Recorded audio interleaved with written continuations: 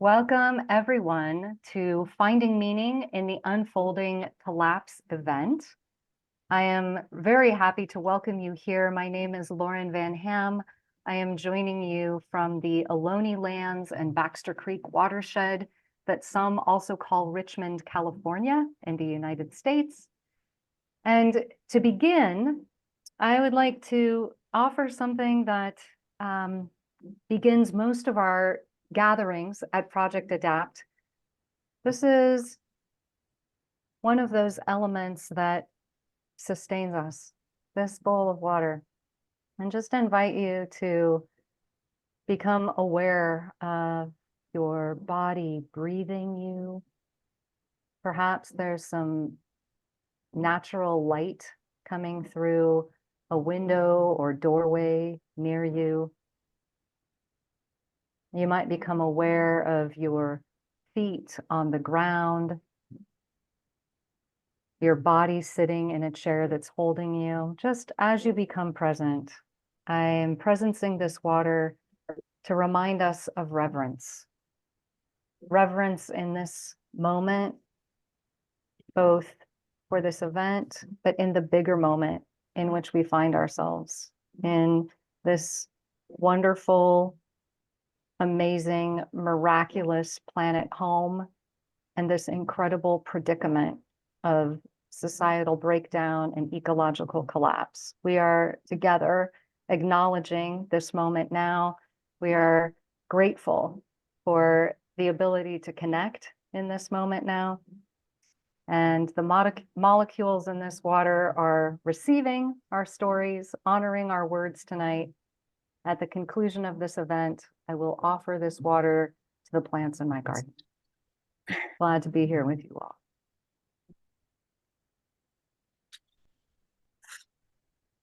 If you would like, we would encourage you to put your name and your location in the chat box. It's just fun to know where you are and where you're coming from. And before I introduce Ahmed and the speakers, I am going to invite Steve to just tell you a little bit about Project Adapt. Steve is the co-founder of Project Adapt. Please take the mic. Sure, thank you. Delighted to see you all here. I'm Steve Hicken, working with Lauren on Project Adapt, which really, and Project Adapt is a small group, pulling our chair up to a very large table of people leaning in together, connecting and building resilience, really, in the face of collapse, and doing it with radical hope and with energy, but also facing the reality of what we're living into.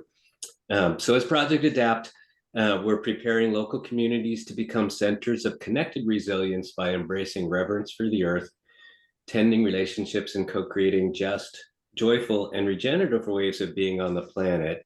And then, supported and animated by these centers, us, centers of connected resilience, people are intentionally choosing to adapt to climate change, living and working in relationship with Earth cycles. So, it's with warmth. And if Zoom would allow us to create a circle and hold hands, that's what I would want to be doing right now.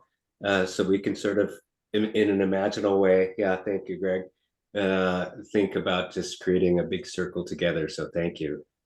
Pass back to Laura now. Great. So we are here for 1 hour and 15 minutes. And in that time, our run of show, if you will, is this introduction time now, but then I'll read a bit about each speaker, and there will be time for Ahmed to present a few thoughts about his book, Teaching at Twilight. Then each of our 4 guests will have 5 minutes each to make some comments about Teaching at Twilight, things they have heard Ahmed say, or perhaps ways that they are applying the teachings of this book in the work that they are doing, up to them.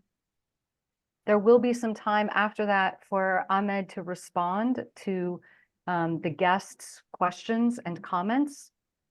After that, we will open it up for some questions. And we'll see how much time we have.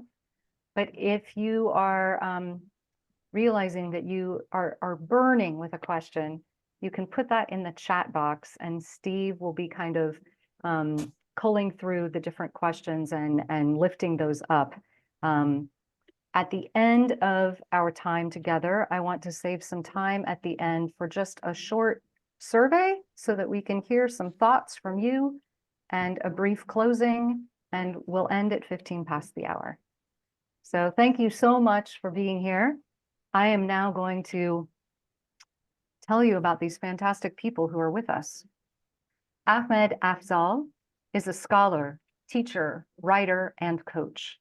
A native of Pakistan, Ahmed is lived in the United States for almost a quarter century. He holds a PhD in the sociology of religion from Drew University in New Jersey. Currently, Ahmed is associate professor in the religion department of Concordia College, a small liberal arts institution in Minnesota. He describes himself as a generalist with a broad range of interests. Kate Booth. Kate is an activist academic, co-founder of Just Collapse, and associate professor of human geography in the School of Geography, Planning, and Spatial Sciences at the University of Tasmania. Her work addresses socio-ecological inequity in the context of rapid and unprecedented global change, and she leads the Critical Collapse Studies research program addressing global collapse with a commitment to socio-ecological theory, equitable change, and emancipatory politics. Eric Garza is a part-time instructor at the University of Vermont, where he teaches at the nexus of food and agriculture, energy systems, and environmental limits. He founded Quillwood Academy in 2020 to offer courses and workshops on these topics to a broader global audience. Eric's overarching goal with all of his educational work is to raise awareness of social and environmental limits and to inspire critical reflection on how best we can respond to today's many converging crises with dignity and compassion. Tom Murphy is a professor emeritus of physics and astronomy/astrophysics at UC San Diego. After a career building instrumentation, observing colliding galaxies, and testing general relativity, Professor Murphy has become focused on the intrinsic unsustainability of modernity, exploring criteria for true sustainability and modes of living that are compatible with long-term coexistence with the immeasurably valuable community of life on this planet. Leila Zakirova, the Associate Professor of Political Science at Concordia College in Moorhead. Her research and teaching interests focus on the link between climate change and human security. Her recent co-authored book, Climate Change in the Middle East and North Africa, 15,000 Years of Crises, Setbacks, and Adaptation, provides insights about the sobering consequences of the past episodes of climate variability that have played a crucial role in the development of the political economic systems of the Middle East and North Africa. So we see that with 75 minutes, we don't have nearly enough time to spend time with these incredible hearts and minds. We are so glad that you can be with us. Ahmed, I turn this to you. All right, thank you, Lauren. What I wanted to do was to take a few minutes to describe what my book is about, especially for those who have not read it. So the book is addressed to educators, primarily to academics like myself, who teach at a college or university, but I use the word educator in a broad sense, so that it includes obviously school teachers, but also religious leaders and parents. Basically anyone who provides guidance and instruction, especially to young people. So addressing all educators in this broad sense, the book poses the following question. What can possibly be the meaning of any teaching activity if it benefits neither the students nor the society at large. The book's main thesis is that much of education, as currently practiced, is causing more harm than benefit, and will continue to do so until we grasp the true nature of our present historical moment. And here's why. Education is supposed to prepare young people so they can successfully deal with the challenges they are going to face. But the challenges that are emerging now and will intensify in the coming years and decades are qualitatively different from the challenges for which modern education was designed. So the ecological breakdowns and societal upheavals and disruptions that we are experiencing or witnessing, these are signs, and these signs are telling us that civilization in its present form has entered a period of decline and disintegration.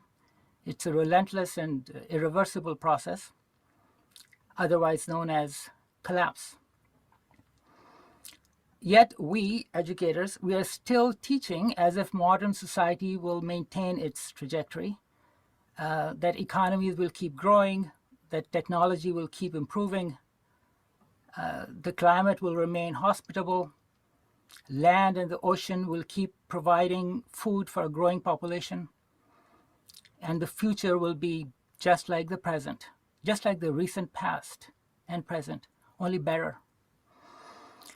Since none of these assumptions is true, any form of education that takes them for granted is obsolete. It is out of touch with reality and cannot possibly prepare anyone to deal with the challenges coming our way. And this brings me back to the question I posed earlier. Can teaching be a meaningful activity if it is part of a system of education that is based on faulty assumptions? Assumptions that basically amount to fantasies. And if you are an educator yourself, then my book poses an even more direct and personal question. It asks, given that we are living through the initial stages of the collapse of modern civilization, what can you do differently so that your life's work doesn't end up as being completely meaningless? That is the question that I asked myself. And so the book is my attempt, or I should say it's part of my attempt to begin to answer that question. Thank you. Thank you, Ahmed. So speakers, why don't we go in alphabetical order? So we will begin with Kate, followed by Eric, then Tom, and Layla. Okay, thanks, Lauren, and a hello from sunny Tasmania. We're in midsummer at the moment. Very dry, too dry, but a beautiful day, nevertheless. So I've got, I guess, 4 broad questions or discussion points that I'm really interested in hearing Ahmed and others speak to. The first relates to how we understand or conceptualize what collapse actually is. So people have different words for what's going on, obviously. My favorite is collapse. Some people talk about simplification or unraveling or breakdown. So I'm wondering about consideration of what people are actually describing by using those words. So when I use the word collapse, I mean climate ecological collapse, of which societal collapse or civilization collapse is part of it. Some people, when they're talking about collapse or breakdown, are talking just about societal collapse, but I see it as broader than that. So also whether we talk about collapse as an event, a future event that we're likely to experience, or as a process. And I'm interested in thinking about it as a process that we're already well into, Now, some parts of the world are already in the grim end of that process, the grim end of collapse. Other parts of the world, like where I am, we're still relatively protected, partly due to luck, partly due to privilege. Having said that, there are still ecosystems where I live that have collapsed, like the kelp forests in warming oceans. And there are also growing numbers of people who are homeless or can't afford food, which I see as part of the social collapse, as part of the broader climate ecological collapse. So that's my first point or question. My second one relates to teaching about collapse or breakdown without teaching about collapse or breakdown. So I teach into a Master's of Planning course at the University of Tasmania, and this is accredited by a professional body. This professional body has only just discovered that it needs to take climate change seriously, that it matters in some ways. They are so far off thinking about broader issues of collapse and breakdown. So I am limited to a certain extent about what I talk to my students about. But I do address two themes in my teaching. One, climate change, an obvious one. And I present data and information to students about the rate and nature of climate change, but I let them decide what that all means. I also present different approaches to climate change, like market-based economic approaches, Green New Deal and degrowth. And I get the students to think critically. As Ahmed said in his introduction, teaching those critical thinking skills so the students can do their own assessment and make their own decisions. Now, students come to courses and learning with preconceived ideas and understanding. So my experience in the classroom is there is always a variety of responses.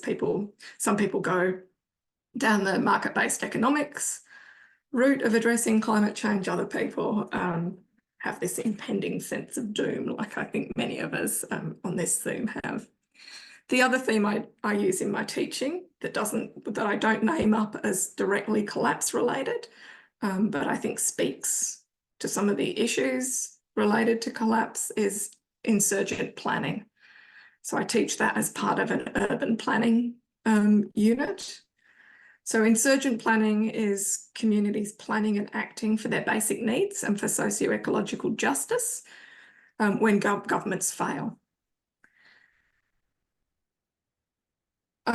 My sense or my hope is that this exposes students to other ways of doing things other than in the status quo, which people will need going forward. And I also hope that it builds a degree of empathy for those who are excluded from mainstream society through no fault of their own going forward. More and more people are being excluded and will be excluded from the mainstream or sites of privilege. My third point and final point is thinking through anti-intellectualism or the loss of trust in experts. Now, and how that challenges how we teach and what we teach in this environment. So a loss of trust in experts, from my perspective, is part of the breakdown due to collapse, but part of societal collapse. And in many ways, it's completely understandable. There are people in positions of authority and power that are making all kinds of claims that bear no resemblance to our reality whatsoever. So the general public or students losing faith in experts is a reality. It's understandable. How do we address that in our teaching as academics, as experts, as people in a certain position of privilege and authority? One thing I've done in my work is I do activism as part of a group called Just Collapse, which sits next to my academic work. So I can do stuff in that I can't necessarily do as an expert in a university. So yeah, that's all from me.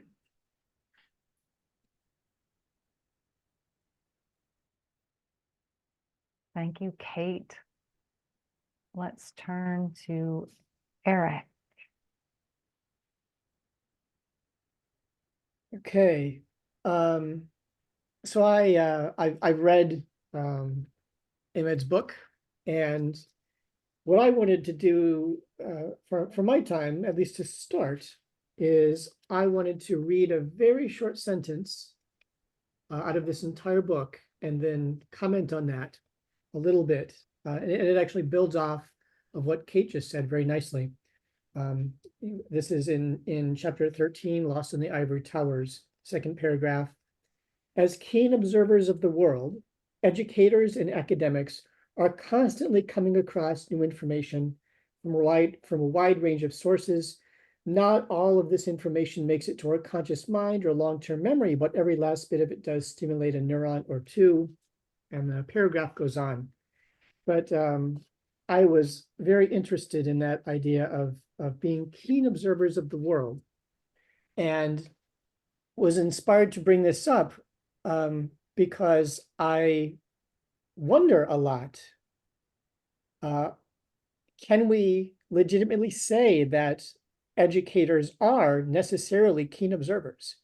You know, I've been through a doctoral program and master's programs, and just thinking about all of those experiences, I encountered plenty of faculty members, including mentors and potential mentors, who, in hindsight, do not strike me as being keen observers of the real world, at least not the real world that I inhabit. And so it occurs to me that becoming a keen observer is useful and necessary, but becoming a keen observer is also a skill. There are skills wrapped up in becoming a keen observer. And so I find myself reflecting a lot on what exactly those skills entail. You know, if I do teach at the University of Vermont. I have a course right now going on called The Real Cost of Food. We look at the social and the environmental impacts of food production and distribution and consumption. It's not a course on collapse, but I weave, in the same way that Kate does, I weave a lot of these themes into it. And so my question is that as I teach this course, which is not focused necessarily on collapse, how can I begin developing the skills of my students so that they can become keen observers of the world, keen observers of the world in a way that is useful for them and will make it easier for them to meet their own needs. So yeah, I think that's the question that I will toss out there. Maybe Ahmed will respond to this when he has the opportunity. But what all is involved in us becoming keen observers in the real world? And how do we teach that as a skill? Thanks. I'll pass it on. Okay, so I wholeheartedly agree. I'm Tom Murphy with what Eric just said. I've been disappointed by many of my colleagues in terms of how curious they are, how broadly aware they are. I hoped for many years that I could find the colleague who could say, yes, I understand your concerns. I've gone through this myself. I've realized where I was wrong, and here's what you need to now no longer worry about these things. That never happened. And I tried and tried. I reached out to so many people, and basically they just never thought about these things. So I think there's a real lack of perspective among faculty and then therefore the students in our society in general, in terms of how alone we are in space, how unique this planet is, how isolated we are, what a small island it is. In time, huge problems understanding our tiny slice of time, tiny, unimaginably tiny, even 10,000 years of agriculture, unimaginably tiny compared to the timescales that matter of evolution and how we got here. So that's a big one that's missing. Ecological awareness isn't really there. We're so disconnected from our natural world that you know, we've constructed these artificial environments for ourselves and think that that's real. It's a lot like Minecraft. We think the world is Minecraft and you can just do whatever you want. It's a big video game. Entertainment has let us think that we can do anything. No limits. We're a very limits averse society. Students really push back. Anytime I mention a limit, how are we going to overcome it is the first question. So ecologically, I mean, humans being 96% of the mammal mass on the planet right now, that's crazy. There are only 2.5 kilograms of wild land mammal mass per human on the planet. That's smaller than a cat per person. So you have an allocation of 2.5 kilograms, almost gone. In 1800, it was 80 kilograms, which I'm 80 kilograms. So I have a reference there. And it was 550,000 kilograms per person prior to the agricultural revolution. So we've changed the world entirely. You know, we've seen 70% decline in vertebrate populations since 1970, the year I was born. That's frightening. The decline is 1 or 2% per year in birds and insects and across the board. And so the point is that this is patently unsustainable. It is so far from sustainability that we have no choice what happens next. Collapse is not a choice. It's what has to happen for a grossly unsustainable system. And there's no way that I can see that we would support 8 billion people in any mode of living on this planet in a way that's ecologically sustainable. So we're going to experience a rough time. That's, I think, inevitable. I think it's good to get out in front of it. I don't expect all of human society to get out in front of it. I expect a lot of them to cling to the familiar.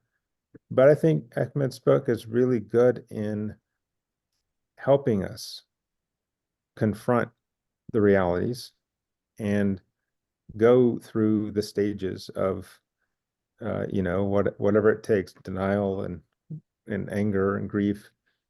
But we need to get to acceptance. At least I'd like to see a large fraction of people get to that level of acceptance. And I think teaching at Twilight is a good step in that direction to help people confront the uncomfortableness of the transition that has to come.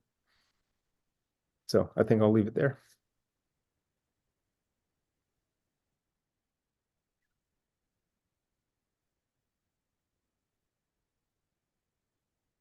So for me, the book makes 3 great contributions about teaching in the age of collapse. The first, the great collapse or collapse is not only underway, but it's already here. It's not some abstract event that will happen at some it's not some abstract concept or event that will happen at some distant and remote future. Human civilization, Professor Afzaal tells us on page 5, has entered its terminal phase, that the future we're trying to avoid is already here. In other words, we can no longer ignore nor deny its presence. Doing so goes against our fundamental responsibility of promoting the welfare and the well-being of the younger generation.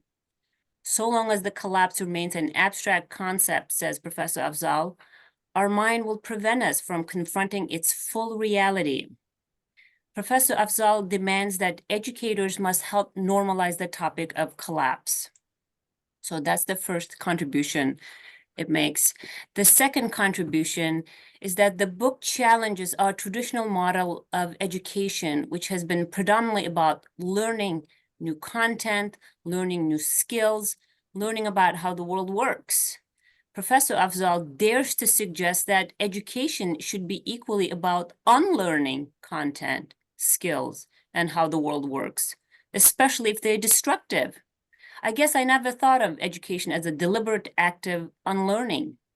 I just assumed that with new knowledge, with more skills, our old habits just die off of natural causes. Professor Afzaal begs to differ. And finally, this book challenges the notion that the past can continue to serve as a guide to the future. We can no longer take it for granted that what happened in the past could be expected to persist into the future. Civilizational collapse is not new. It's actually more common than we think. Over the past 12,000 years, we have witnessed repeated episodes of civilizational collapse with pretty much the same outcomes: end of growth and reduction in societal complexity. But the fall of any past civilization did not terminate the human project itself. Not everybody perished in the past. Some survived and started over. What is new about the current collapse is that, unlike past instances, they may not be a new beginning after the collapse. At least we can't take that possibility for granted. In the past, what helped the human project to persist despite recurring collapses was small population sizes and availability of greener pastures. But 12,000 years of development means that today we have too many people and not enough green pastures left to which to relocate the impacted groups. In other words, in the past, our species were able to recover and to start over. Sometimes it took decades, other times centuries. In the 21st century, we can no longer take recovery for granted, and that is a sobering realization. Throughout the book, Professor Afzaal asks very important questions such as, can we honestly say that our college graduates are adequately prepared to deal with the coming breakdowns? Do they have the necessary mental and emotional resilience to thrive in a perilous world?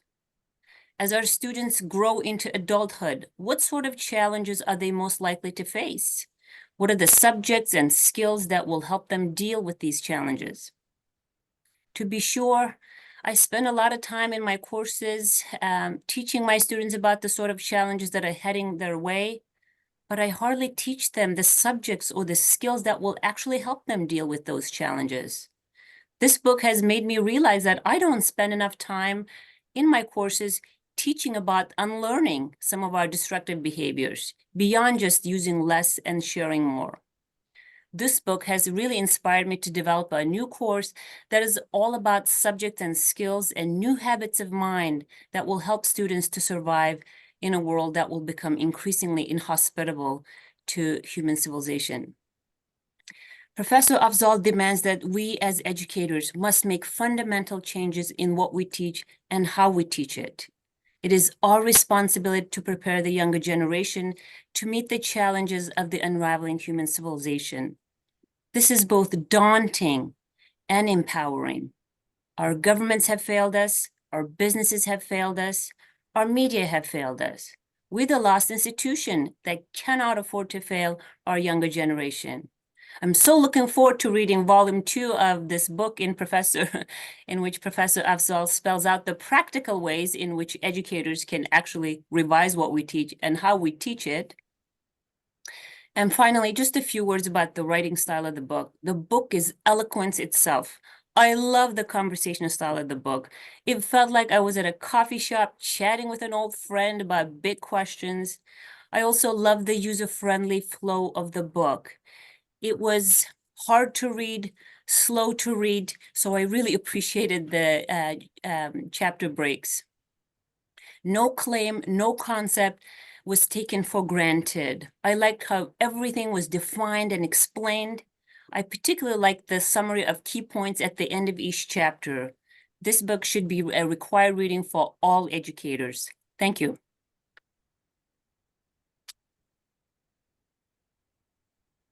Thank you, Layla. So now, Ahmed, you have some time to respond, lift up other questions as you wish. Yes, sure. So thank you for these comments. These are wonderful. I do want to share a few things, few responses. So the first thing is about anti-intellectualism, loss of trust in experts. And then the fact that people no longer trust their leaders, as in political leaders, because they make fantastic claims disconnected from reality. I'm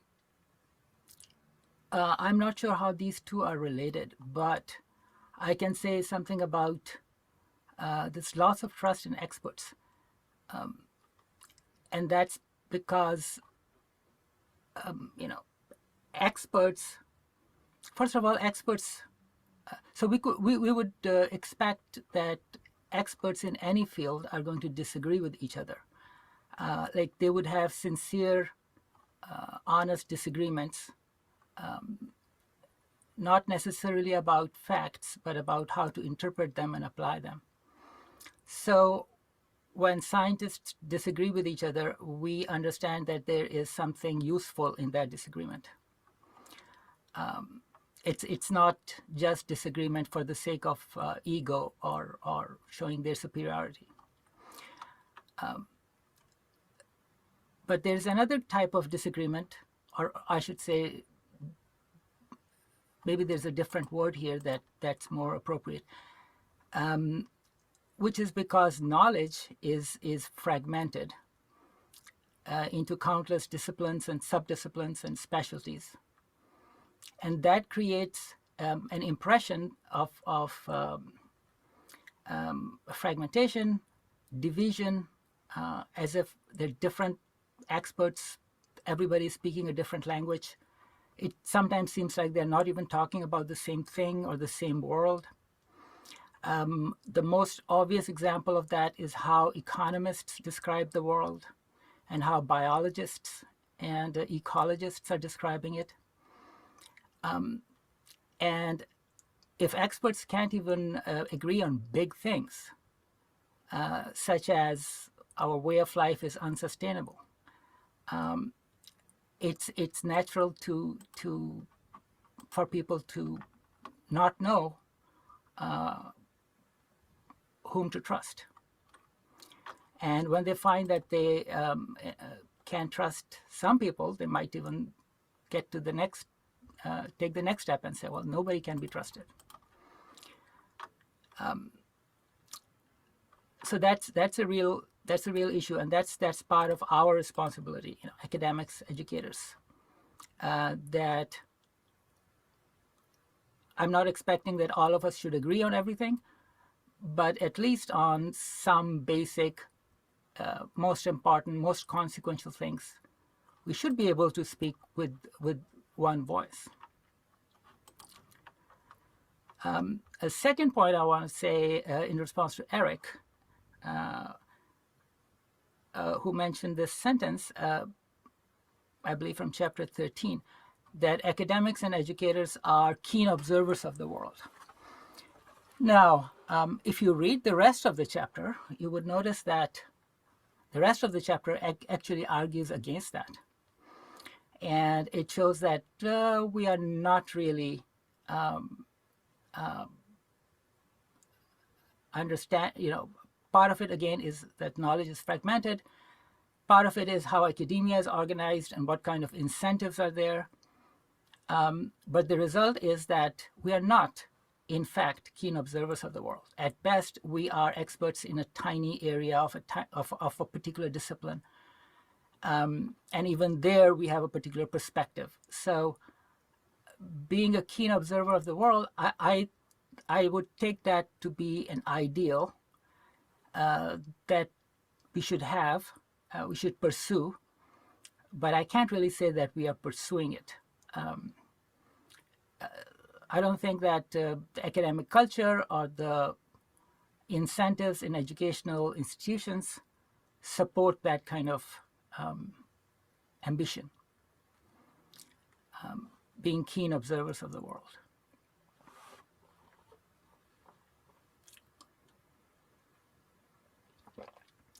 Tom has this very interesting point. So it's true, and there's one consequence of that. So what I heard from Tom is that one species, Homo sapiens, it has conquered and dominated the entire planet at the disadvantage of all other species and ultimately of ourselves. And that's a problem, and that's absolutely correct. But when I hear this, or when I think about this situation, that one species has come to dominate the entire planet and has caused so much harm and so on, I am confronted with a different question, which is, what does that tell us about ourselves? What does it say about who we are? We human beings, who are we? That's a fundamental question. In the past, philosophers and religions have tried to answer this question. It's a big question in art and literature and so on. But there is an answer to this question that we presuppose. It's not the right answer. The way we have understood human beings and the purpose of human beings is incorrect. And the reason it's incorrect is because it has led to harmful consequences for everybody and for ourselves. But that is something we may want to focus on. Who are we? What are we supposed to be? What is our purpose? Do we have a purpose? And if so, then what is it? And what kind of creatures are we supposed to be?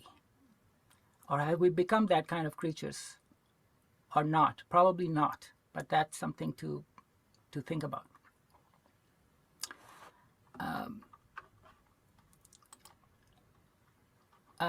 In response to Layla, learning, unlearning, yes.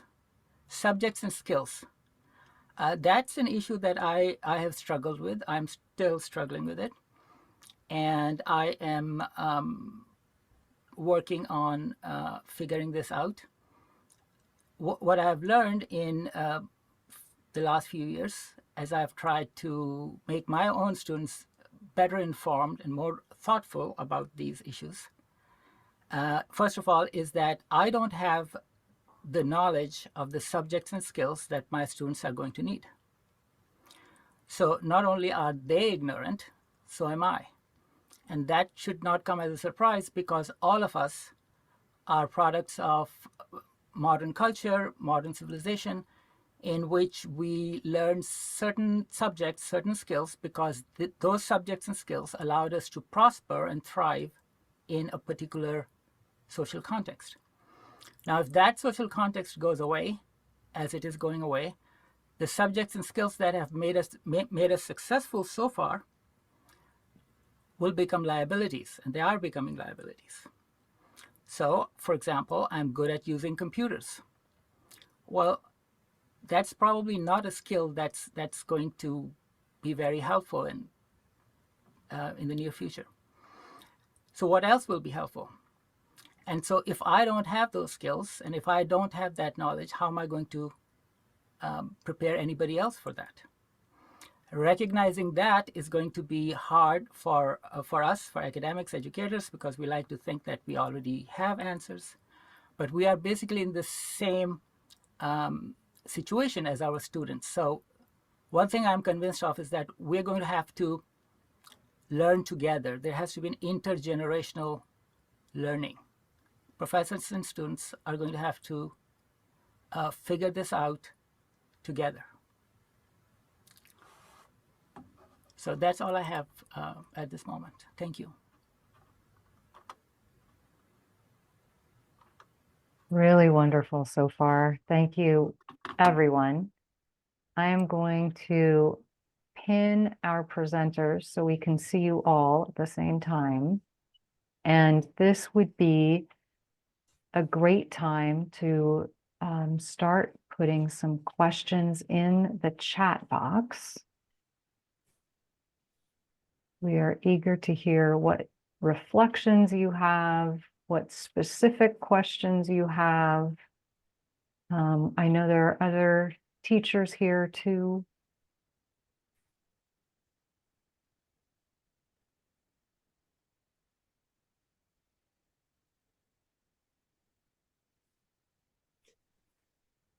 While you're thinking about that and putting things in the chat, I have a question for, any of the presenters and also in the chat too, others who teach. How do you, as human beings with integrity, hold the space inside this integrity of standing up and teaching and holding the unspeakable for different reasons that cannot be spoken in the background and keep yourselves together? What's that like? At a human level, it's so rare that we can actually kind of go there. So I just want to go there. Hop in. I can speak to that. So I have been known during lectures to accidentally say the word collapse when I'm talking about climate. And you have students looking at me going, what? Because that's what I'm thinking about in the back of my head. Yeah, it's deeply frustrating. And I think Tom mentioned this, when you feel like you have some awareness, or you have some kind of broad awareness about a knowledge about what's going on, and then you're having to, I guess, perform a different understanding of the world. So occasionally I lose compassion for people, not students. But for colleagues. But it's the work I do in activism outside of my mainstream university work really helps with that, because I can say exactly what I think and feel in that forum. Just one last thing quickly. There's been a huge change in a student awareness about climate change. So I run a short exercise at the beginning of my climate change unit, getting students to share with each other and then share with the class direct personal experience that they ascribe to climate change. When I started doing this about 4 years ago, people often had to talk about media reports of things that they'd read that had happened to other people. Now everyone has first-hand experience of one kind or another. The student cohort is from all around the world. That is significant, and you can see the vulnerability in some people as they're talking about that. Yeah.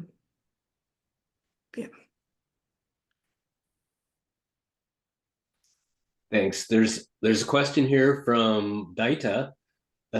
What training or retraining do faculty need in order to prepare students for upcoming times? Does this training even exist? Anybody want to respond to that? Or read that again. It's in the chat though. What training, retraining does faculty in order to prepare students for upcoming times? And does this training even exist? I would say it's a good way to start arguments. If you go to faculty and you say, hey, here's what we need to know, here's what we need to understand, nobody's going to agree with it. So I don't know. I'm cynical about this. I don't think you're going to get an educational institution all on the same page about this message and then be able to march into classrooms and give them what they want. I think it's going to be individuals who see it and find ways to wedge it into their classes. But yeah, I don't know that it's going to be organized. And I would add on that a little bit and say that some of the things that I think are most important to learn and to be able to convey to students are not things you can even oftentimes learn in, what we think of as modern educational settings. So, I teach in food systems courses. So one of the things that I try to impress on my students is the necessity of learning subsistence skills. And maybe, gardening outside of commercial sphere, foraging, hunting, that kind of stuff. And Maybe there are universities somewhere that teach that kind of stuff, but I have found in all of my personal learning that I had to go outside of universities to learn that, and then just bring it into my classes and in whatever useful ways that I can. Right, I can add something. So I agree with Tom on that. Institutions are too slow to change. And the other issue is that our colleges, universities, they are designed to prepare students for white collar jobs. And so even if some teachers or some courses are trying to give a different flavor or trying to teach some other countercultural skills and subjects, that doesn't really affect the momentum of the system. Momentum of the system is going to is going in a certain direction. This student, students go to college for certain reasons. Jobs and careers are topmost in the minds of students, their parents, and administrators. And so the overall momentum of the system is not subject to change based on what a few individual teachers might want to do differently. That doesn't mean that change cannot happen. It's just that there are too many institutionalized structural obstacles that are likely to prevent efforts to change. And so my own approach is, that's where I've landed. I don't know if I'm going to change my view on that. I may change it later, but right now I'm that's what I think, that it's up to us, and even more specifically, it's up to me. And by me, I don't mean me particularly. What I mean is that it's up to each of us to take the initiative. And part of the reason, again, is that institutions don't have souls, or if you will, an institution doesn't have a conscience. Individual human beings have conscience, and so it's the type of change that I'm talking about is likely to come from individuals who have educated their conscience and who can act from there. The institutions are impersonal structures. They're more like machines. They're programmed to do certain things, and that's what they will do. Humans, individual humans, that's where consciousness, conscience, choice, responsibility, values, all of those things lie.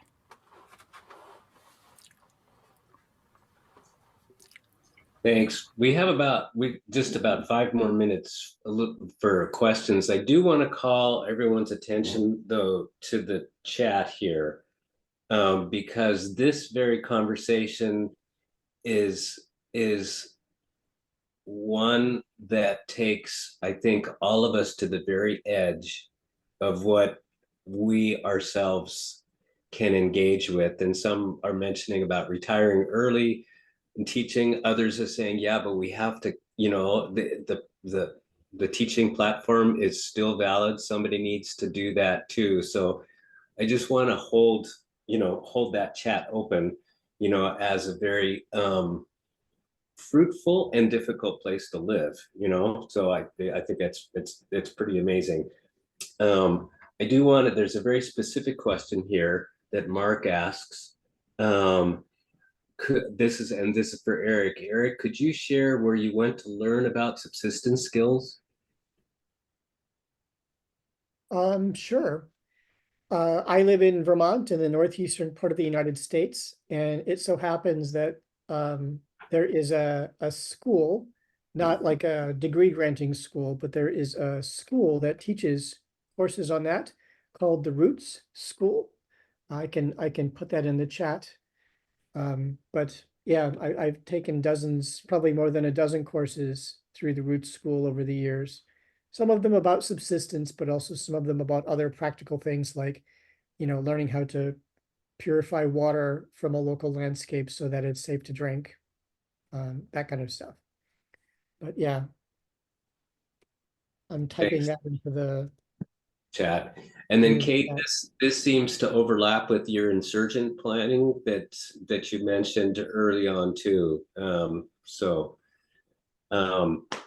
me see. There's Bob. Bob would like to make a comment. Bob, can you unmute yourself? Yeah.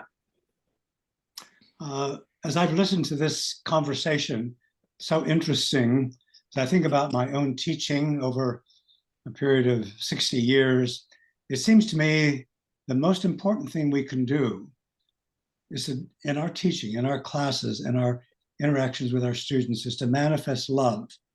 Love of the planet, love of them, love of the fact that we have the power to do something, whatever it is. And I think it also means to love the truth, to be able to tell the truth about collapse, but to do it in a loving way that allows us to evoke loving response from them. That may sound idealistic, but my own experience is that whatever we teach and whatever we do, if we do it with love, it will have more power and more effectiveness.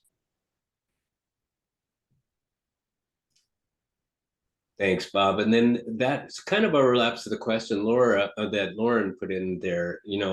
Does a community for faculty exist? And where did it go? There, who are trying to bring collapse awareness into their syllabi and feeling fearful of what could happen to their livelihood.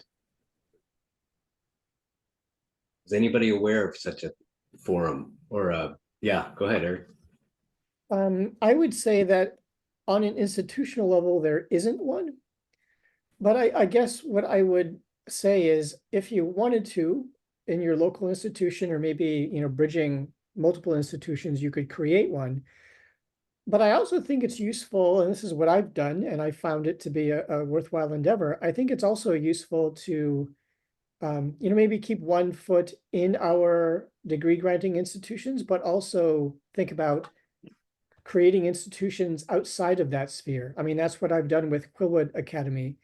It's not a degree granting institution, but it gives me the freedom to teach whatever I want and to bring in co-facilitators and really open up this educational sphere to the entire English-speaking world. And it gives people the freedom to teach at a level that no one is going to experience in a degree granting institution. It also gives me the freedom to offer things on sliding scales and actually make the cost accessible to people.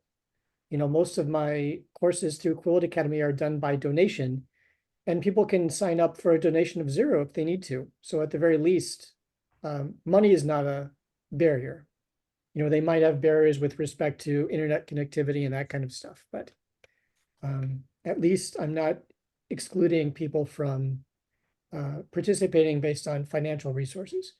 Whereas at University of Vermont, where I teach, in-state tuition is like $700 per credit.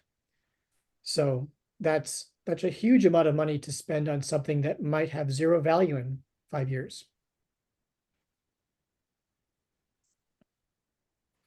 Thanks. And there's a few more comments in the chat here, some ideas. Just call your attention to that. And maybe just before we move on to our next segment, in our presenters, is there anything that's come up that's just top of mind that you want to leave us with before we move on to the next segment here? I would just jump in because there has been a lot of discussion in the chat about the value of getting out of Dodge or staying there to help the students navigate this trying time. And obviously, that's a very valuable thing to be able to do.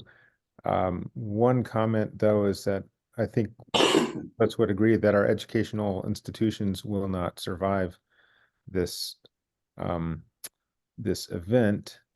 And, you know, there can be pioneers who try to do new things in new ways, not within those institutions. I, for one, in the physics department, didn't feel that I could have any real support to do the kinds of things I thought needed to happen.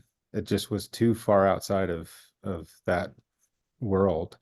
So I felt very uncomfortable staying in that role. And at some level, you know, the homeless are the real heroes here. They're pioneering a collapse in a way that, you know, few have the guts to do. And a lot of them simply don't want to be really plugged into things. And so I think it's really interesting to think about there are bold new ways to try to live and teach that don't look anything like what we've become used to. I can add that I think we're used to, at least in Western culture, of being able to strive and achieve something where you tick it off at the end, and collapse is not one of those circumstances. We can never do enough in this context, and that can feel daunting and overwhelming, but it also, I think, offers a more liberating pathway, that we don't have to flog ourselves and set really high expectations of achieving everything we would like to achieve, because we can't in this particular context. So taking the pressure and expectations off, the pressure and expectations that are basically built into how we operate within universities and within society at large, and just getting grounded in some, you know, hopefully temporary, might be temporarily, but it's a little bit more pleasant at the moment, the reality. Thanks. We should turn, Lauren, I think we'll move to our next segment here. Thanks. We want to give you a chance to share some thoughts with us. So I'm going to launch it's called a poll, but it's really more of a survey. There's an opportunity here for you to hopefully see 4 answers on your screen and offer some responses. We will share some of this information with Ahmed, our author, and there's also an opportunity for more events like this one with Project Adapt and others who want to be talking and sharing and brainstorming in all of these ways together. So that is active now, I think. I see 0 have participated. Are you all seeing something? Okay, good. All right. So I'm just going to give folks a moment. We'll honor some silence so people can think.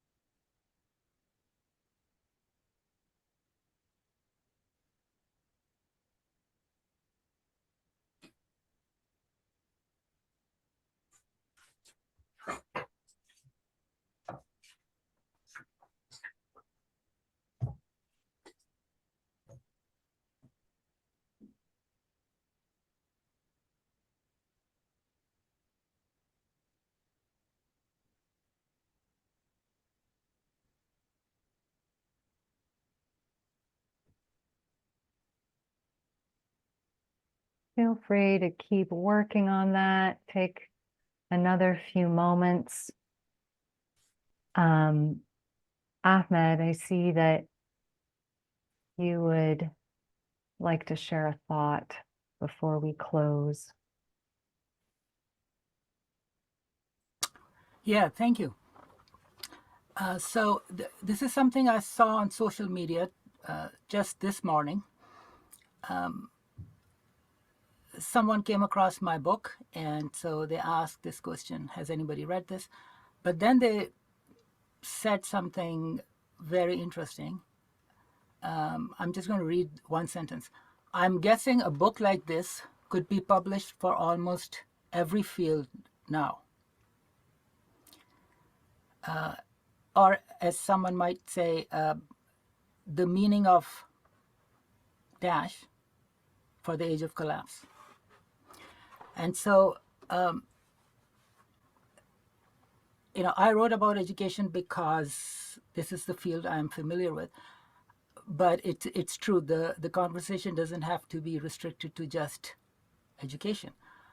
You can basically think of anything, any field, and then ask this question: what does this activity that I have, what does this profession or job that I have, what does this mean, given that society is in a state of collapse?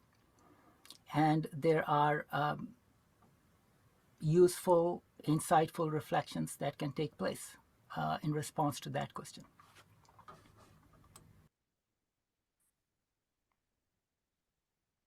Ahmed, have you considered writing a sequel to this series? Maybe the next one could be about learning at Twilight, maybe the student part to learning in the age of education, not just for us, but also taking the students on this journey. I hope so. I hope I could write something. Actually, there were, because the book got too long, there were 4 chapters that I had to cut out. And so those 4 chapters are waiting, and they could hopefully grow into a new book.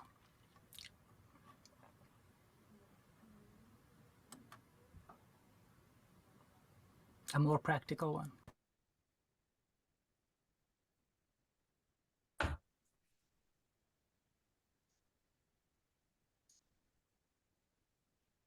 As we are nearing the end of our time, I very much want everyone to be able to have a chance to thank our guests, Ahmed, and speakers. So let's just remove all of our spotlights so we can see one another, and in whatever way you wish, whether it's an emoji or some applause, let's please thank those who have given their time to be with us today. We are really grateful, Ahmed, for your book.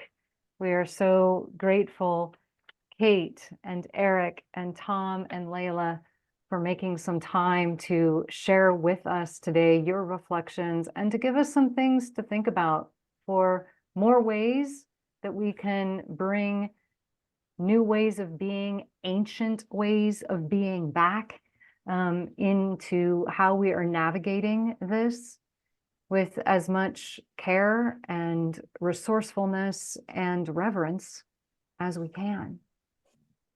I think that our final quote is going to be read to us tonight by Steve. Sure, and this comes from Ricardo Morales, who's an artist and an organizer in Minnesota in the United States. And Ricardo writes this, we've come back to this several times. He says, "I don't have to tell you that we're at a turning point in our intertwined histories. We all feel it. The Gulf Stream, the jet stream, the migrant stream, all shifting and changing at once.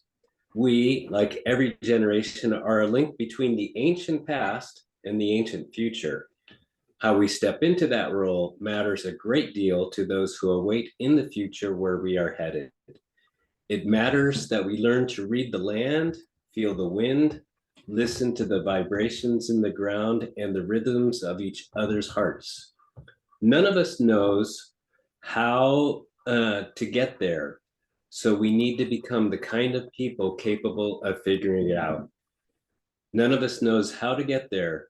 So we need to become the kind of people capable of figuring it out. So thanks all. Thanks for this wonderful sharing. And I'm sure that Lauren and I will be talking about, talking with the speakers and want to be in touch with you about keeping this wonderful, life-giving conversation moving forward. So thanks all. We can close now. Thank you. Thank you all. Take excellent care.